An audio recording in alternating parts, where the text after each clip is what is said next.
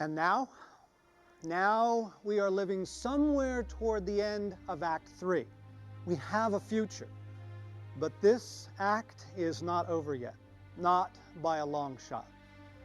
We live somewhere between the battle for Helm's Deep and the battle for the Pelennor Fields, somewhere between the beaches of Normandy and the end of the war, between paradise lost and paradise regained. We live in a far more dramatic and a far more dangerous story than most of us have believed. The reason that we love the great stories, the fairy tales and stories like the Chronicles of Narnia and the Lord of the Rings, is because they're telling us something that we never ever get on the evening news or from most pulpits. They're reminding us of the story we were created for, the epic in which we live. In answer to Sam's question, this is the tale that you've fallen into. This is the gospel of Christianity. How would you live differently if you believed it to be true?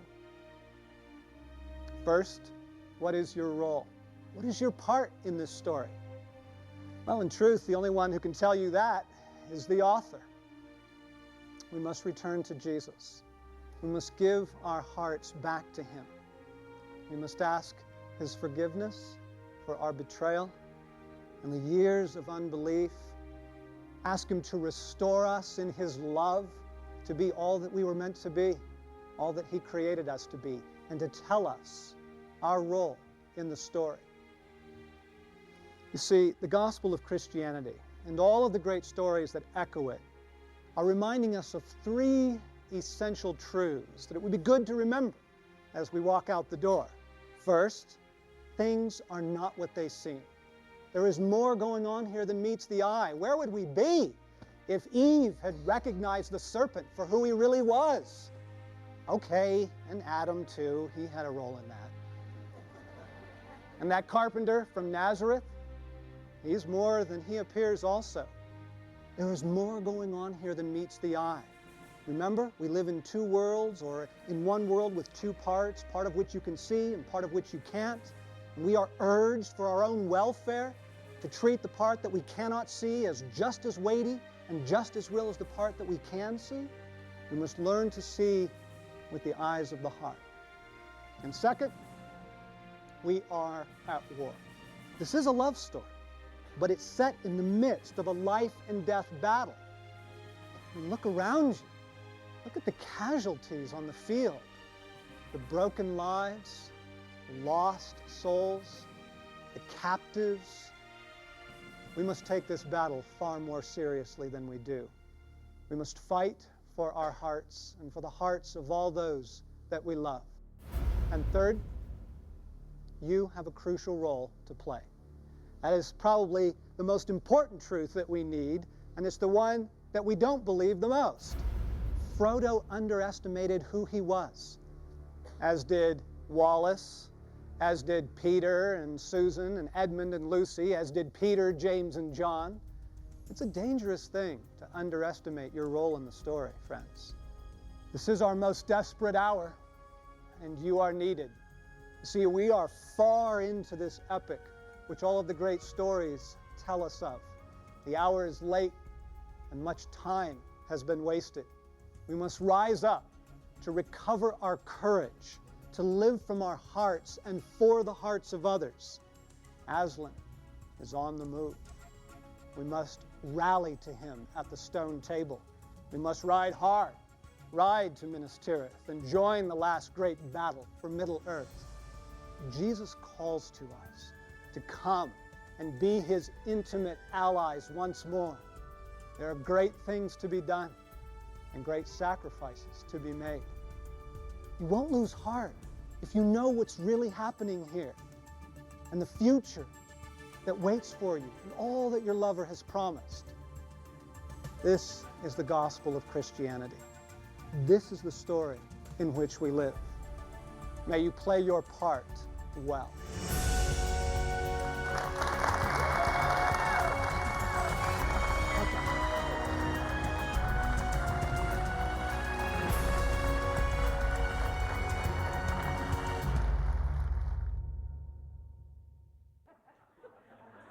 What's on your heart?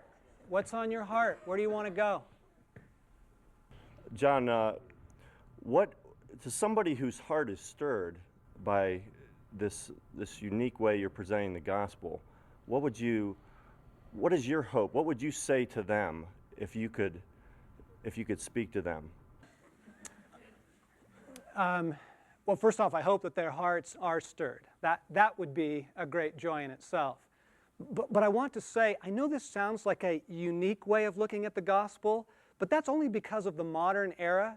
It's only because we've just all lived through the age of reason, where we thought that science and fact-telling and proposition was the best way of getting at the truth. But the world's been telling itself stories for thousands of years. That's how Jesus taught. So I think I want to be quick to say, I know this sounds like a unique take on Christianity, but it's really just orthodoxy, right? Okay, and then part two of the answer would be Isaiah 61. I want to heal the brokenhearted, and I want to set the captive free. And I want you to also. Let's go do it. Let's do it. Another thought, question, stirring, rumbling. Yeah, nobody wants to go down. Right over here. John, I love this message, but I find most mornings when I wake up, it's totally gone. And I love coming to this kind of an event or the boot camp or reading any of this stuff. Give me and the others some more of how can I stay in this message on an ongoing basis? Yeah, in some ways, the question is, how do we stay awake, right? George MacDonald has this wonderful line where he says, "But we who would be born again indeed must wake our souls unnumbered times each day." Anything that will help break the power of the matrix around you. Anything that will help sort of jar you out of the world and its system, and the flesh and its system, and the devil and his system, right? The Trinity, the unholy Trinity that the Scripture warns us against. Stories, music, Scripture, solitude, silence, anything that will help pull us out of the effect of all that is good for our souls. And that's why you see sort of all those spiritual disciplines. They don't really work without the larger story, but if you have the larger story, then those things begin to make sense. That whole idea of Proverbs 4:23, watch over your heart with everything you've got, because out of it flows the wellspring of life. Well, everything that you need to keep your heart alive each day, that's what you need. John, sometimes I feel kind of like I think the hobbits felt when they returned to the Shire, and they get back and no one has been there for their story, and no one understands their story, and I just feel like it must be difficult for them to have gone on this great adventure and to have partaken in so much when no one really cares to hear it. So what do you say to people who are feeling isolated in that situation and who feel like no one is understanding them? I understand the sorrow of that. I think it is true that our fellowship will always be small. That seems to be true the life of Jesus, remember? He had the 72, and he had the 12, and he had the 3, but there was a sense in which he always was unknown, misunderstood. I think it's part of the cross that we carry. And the challenge at that point is, one, not to shut down, right? Not to throw in the towel because no one else is walking the way we want to walk. We need to go anyway. We need to live that way anyway. But I found that if we choose to live like that, if we choose to live from the heart in the larger story, it will draw others. It will. Now, the other thing about looking for allies is we have to be open to the fact that they're going to be knuckleheads, right? I mean, the hobbits, right? This elf, a dwarf, the people that God sends us to walk with might not be the people that we first would choose, right?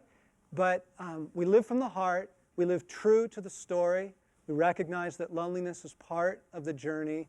And as we live that way, I think we will draw others to us. It will never be many.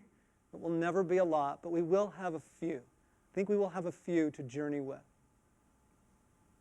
John, this is a great and amazing story, and yet what would you say to the one who's been betrayed what would you say to the one who's been broken and wounded and abused, and his heart is shut down, and just has a very hard time believing this really could be true?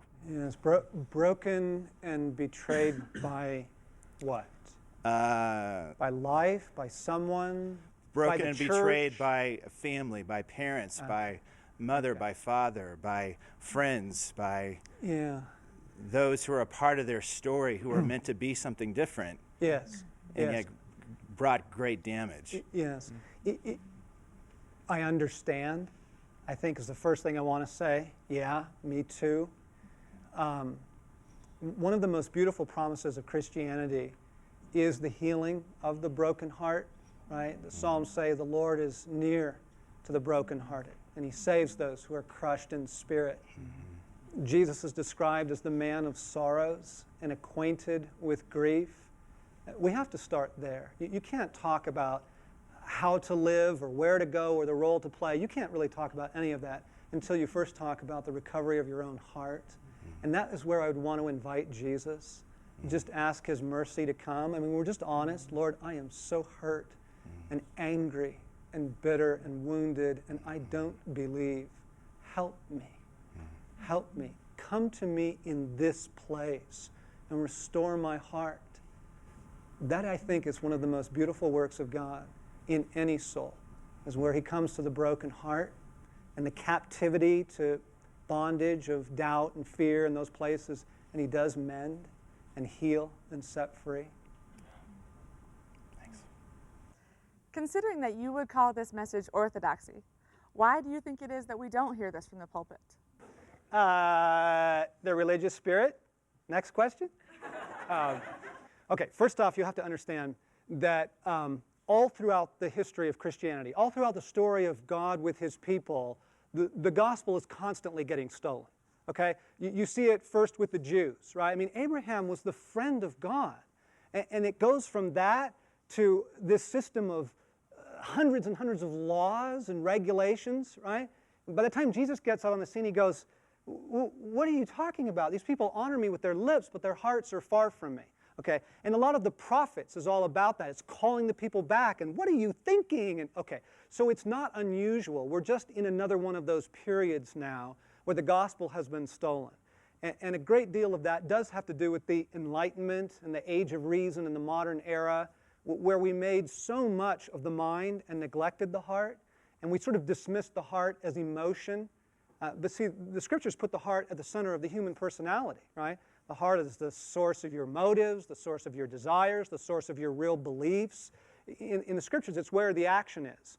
But that got lost in the age of science and reason, and the gospel got changed as it passed through the modern era also. It was sort of reduced to a Christianity of tips and techniques, because the modern era prized efficiency and productivity, right? And so church kind of went that direction, and it feels almost more like a seminar now. You know, Christian time management and things like that. It's part of what's happened all through the story. So you get a Luther, right? You get a reformer comes along and needs to, you get a C.S. Lewis or someone who comes and sort of brings the story back to center. And we're in one of those times where it has been stolen for several hundred years, really twisted, warped, and this is an attempt to get it back. Does that help? Great. Okay. Perfect. Thank you for this.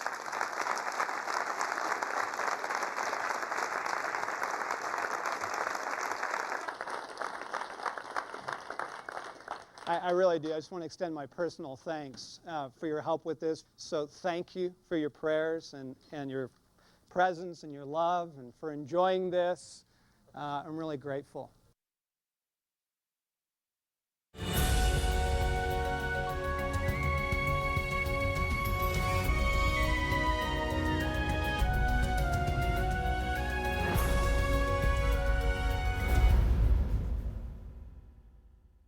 May you play your part well. In order to do that, it might be helpful to know what your role is. We do live in a larger story, and we have been given a great part to play by our God. And much of the search of our lives is trying to unpack and discover what that part is.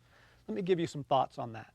First, start with your dreams and your desires. Yeah, your dreams and desires, because that's where God writes the secret of our life. That's where He puts our calling or our life's mission. He puts it in our heart in the form of our desires and our dreams. In the book of Acts, King David's life is described like this. It says that King David fulfilled all of God's purposes for him in his generation. That was from the outside. That's from the larger story viewpoint. But what did it feel like to King David? Well, you go to the Psalms and you read David's experience of it, and he says this, "Lord, you have given me my heart's desire." In other words, everything that God wanted David to do was everything that David wanted to do, at least those parts that were holy and good. So go into your desires and your dreams. Go back in your story and find those places where you gave up your dreams and desires and get them back. They are gifts to you from your God. Now, secondly, I want you to think about the characters that you love. Go back into the scriptures and into the stories and the movies that you love and write down all of the characters that you identify with, because there's a reason that your heart resonates with them. There's something about their life. There's some quality to who they are or what they get to do or what they are called to be that speaks to you. The reason is that's your part. The reason you identify with them is there's something about them that you want to be also. It's another sort of clue into the secret of your heart, into your own destiny. And then thirdly, I want you to ask God to reveal to you your true name. Yeah, your true name. We've all been given names by our parents in this life when we were born, and then all kinds of names we've been called. But there are names that God has for us. And if you'll notice in the scriptures, whenever God gets a hold of someone, He changes their name. Abram becomes Abraham, and Simon becomes Peter, and Jacob becomes Israel, right? And Saul becomes Paul. All through the scriptures, when people are called into their true role, when they're called into their true identity by God, He actually changes their name. God has new names for us, names that have an identity and they have a mission with them. He might say to you, "You are my Joseph," or "You are my Esther." And in those names is a sense of our life's purpose and calling. Oh, that's why I'm suffering. Oh, that's why I've been given this position for such a time as this. We live in a larger story. And the three things we need to remember every day as we walk out the door, things are not what they seem. There is much more going on here, more than meets the eye. Secondly, we are at war. Yes, it's a love story, but it's set in the midst of a life and death battle. And you won't understand your life until you understand it as war. And thirdly, you have a crucial role to play. May you play your part well.